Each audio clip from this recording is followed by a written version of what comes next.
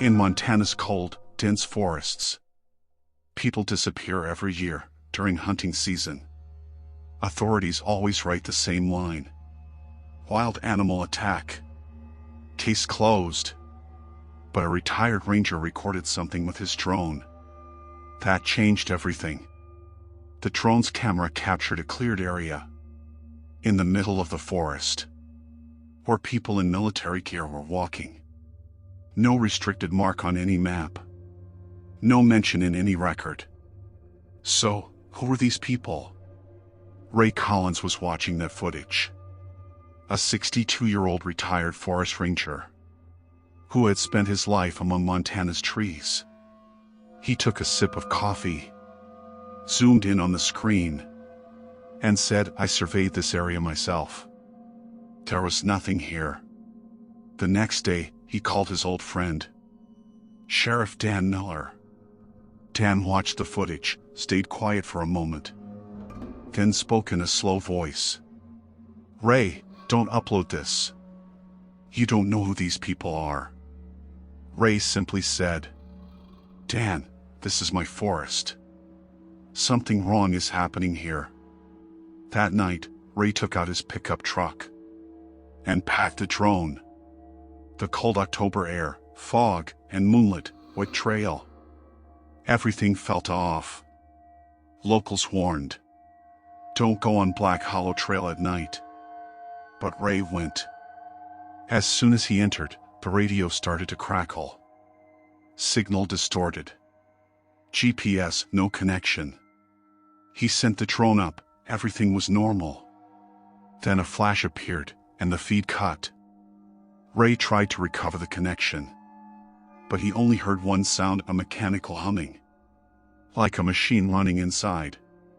By morning, Ray hadn't returned home.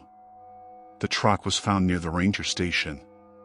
Inside, his hat and a half-burnt map. The report read, "Possible bear attack." But the people of Billings knew. Ray Collins wasn't afraid of bears.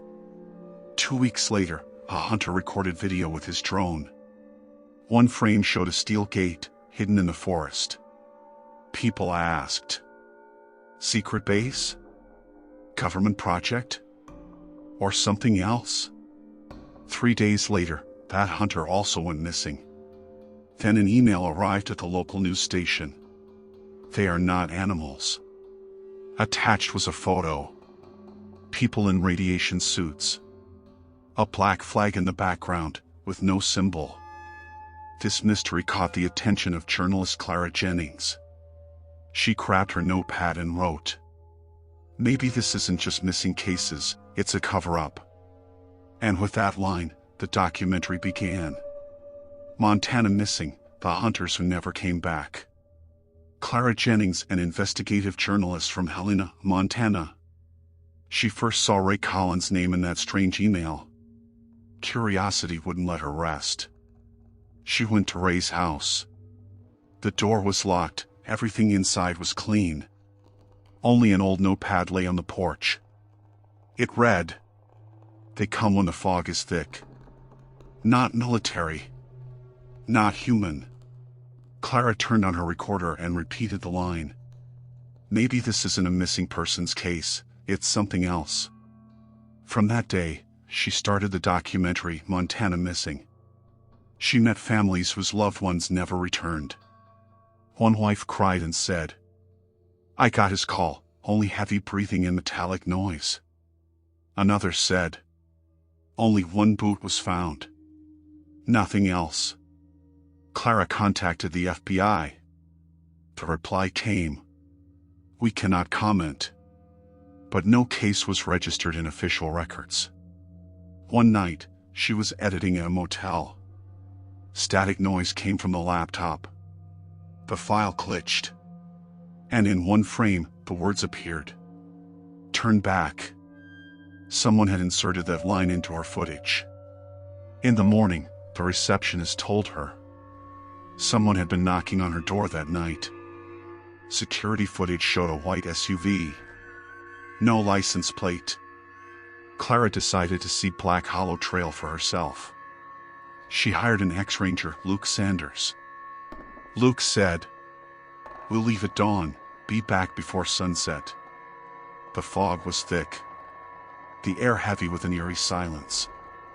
Luke quietly said, "This forest is never this quiet."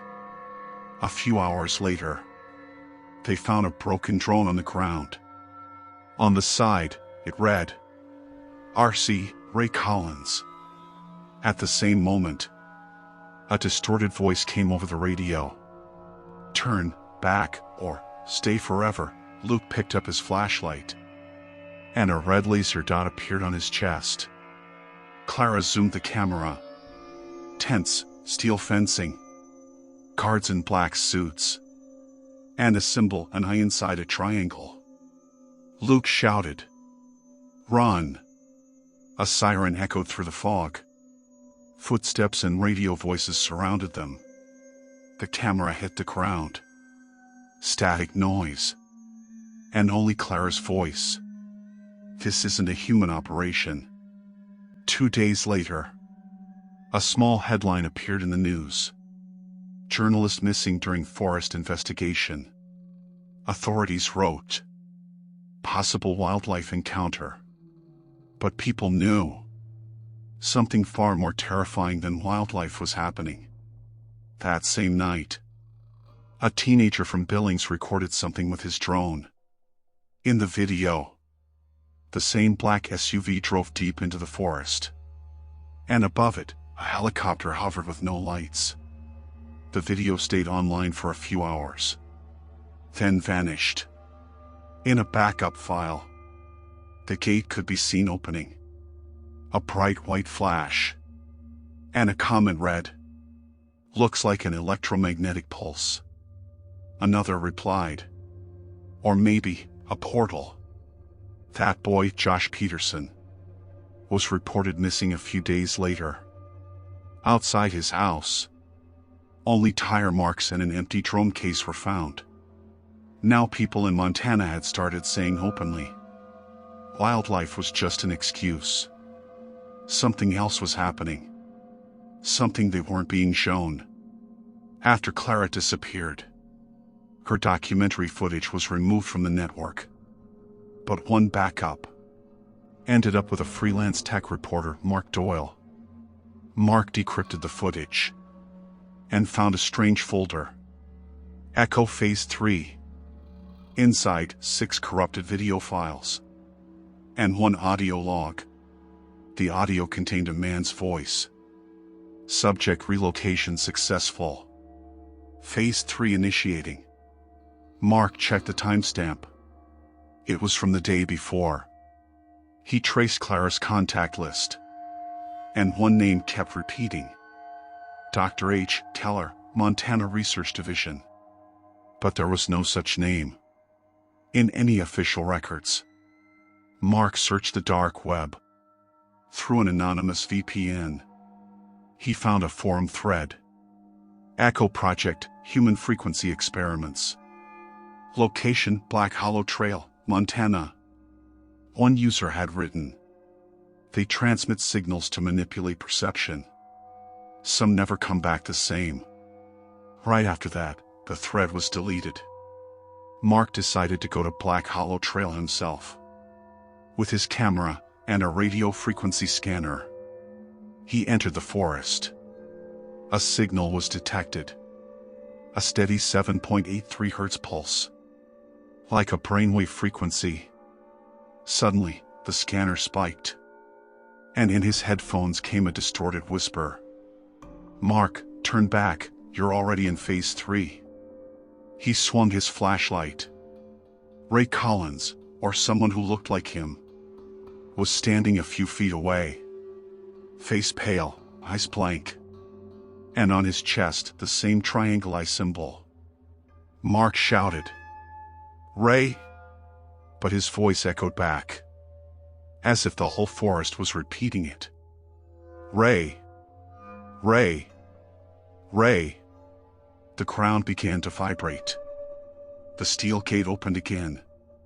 Blinding white light. And a mechanical hum. Just like the one Ray had heard. The camera went static. Only one clear frame remained. A lab-like chamber. Tables with helmets wired up. And screens displaying. Echo test subjects, Phase 3, behavioral sync complete. 2 days later, a local fisherman found a camera near the riverbank. The card contained only one clip. Mark's face, eyes completely black. And he said, "They don't abduct, they convert." Then, blackout. The government released a statement. Unauthorized civilian trespassing caused multiple disappearances. Area restricted due to radiation exposure. But an anonymous file was uploaded online. Name, Project Echo continues. And in the description, it said, Phase 4, global transmission.